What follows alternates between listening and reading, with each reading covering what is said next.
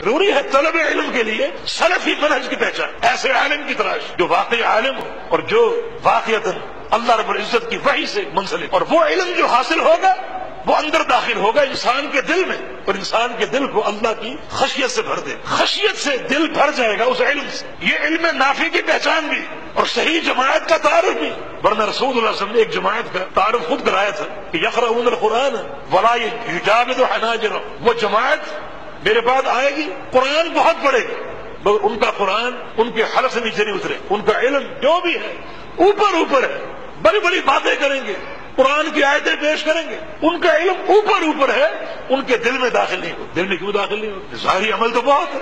عبد الرحمن بن ملجم جناب علی بن ابی طالب کا قاتل، اس پر حد قائم کر رہے تھے عبداللہ بن جعفر، اور طے شدہ پروگرام کے مطابق ان کے اعضاء کاٹے گئے، دونوں ہاتھ کاٹے گئے، دونوں ٹانگیں کاٹی گئی۔ اس شخص نے اف تک نہ، پھر گرم سلائی کر کے اس کی آنکھوں میں پھیرا کیا، آنکھیں لہو لہان ہو گئی، نابینا ہو گئی، اف تک نہ۔ پھر چھری پکڑی گئی اس کی زبان کاٹنے کے لیے، تو رو پڑا کہ میری زبان نہ کاٹو، زبان کاٹ دو گے تو اللہ کا ذکر کیسے کروں گا، قرآن کیسے پڑھوں؟ فرمایا کہ قرآن پڑھیں گے مگر وہ اندر نہیں جائے گا، اوپر رہے۔ کس وجہ سے؟ ان کے مناہج ایسے ہیں کہ ان کا علم نافع نہیں ہوگا، اوپر رہے گا، اندر نہیں جائے گا۔ آخر یہ خوارج اس پر بدترین کیوں؟ نبی علیہ السلام کا فرمان ہے کہ وہ کلاب النار، جہنم کے کتے۔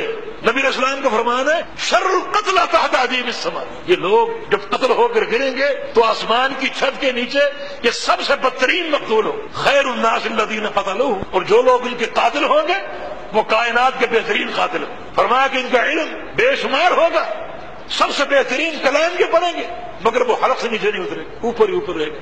کس وجہ سے؟ جو ان کے مناہج منقول، ان کا کیا منہج تھا؟ ان کے منہج میں کچھ ایسی باتیں تھیں جن باتوں نے سب سے پہلے منہج سلف صالحین میں قدغن پیدا کی، جیسے گناہ کبیرہ کے ارتکاب پر تکفیر، اور تکفیر مطلق نہیں، تکفیر معین۔ بدترین وہ گروہ جنہوں نے صحابہ کرام کی تکفیر کی۔ ایسا انسان تو بدبخت ہے، اس کے پاس علم کے خزانے کیوں نہ ہو مگر اس کا علم اوپر ہی اوپر ہے، اسے خشیت الہی حاصل نہیں ہوتی۔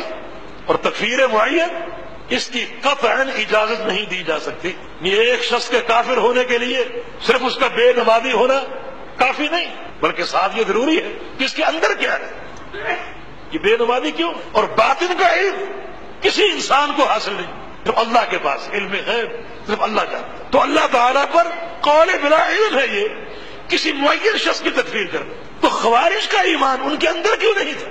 اس ایک عظیم ظاہرے کی بنا پر کہ انہوں نے امت کی تکفیر کی، متعین کر کے نام لے کر لوگوں کو کافر قرار دیا۔ تو ایسے لوگوں کا ایمان، ایسے لوگوں کا عمل اوپر ہے، ان کے دل میں جو اللہ کی خشیت ہے، اللہ کا خوف ہے، قطعاً داخل نہیں۔ جب ایک شخص کو کافر کہیں گے اس کا معنی کیا ہے؟ اس شخص کے تعلق سے آپ معاشرے میں نفرت کے بیج بو رہے ہیں، اور یہ تو پیغمبر علیہ السلام کے فرامین کے قطعاً خلاف ہے۔ نبی علیہ السلام نے فرمایا تھا بشروا ولا تنفروا، لوگوں میں خوشیاں بانٹو، نفرتیں نہیں، یسروا ولا تعسروا، آسانیاں پیدا کرو، مشکلات نہیں۔ یعنی دین کی روح ہی اس بات پر قائم۔ اور کچھ لوگ ذرا کسی کا عمل دیکھا اور اس کی تحریر شروع کر دی، کوئی حجت قائم نہیں کی۔ حجت اگر قائم نہیں کرے تو کیسے قائم ہو سکتی؟ حجت کی اقامت بھی اللہ کے علم میں۔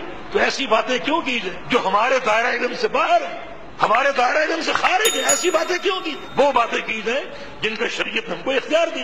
کتاب و سنت نے جب بھی حکم لگایا عمل پر لگایا، کسی کی ذات پر عمومی ہے، متعین انسان پر نہیں۔ یہ چیز خوارج میں ان کی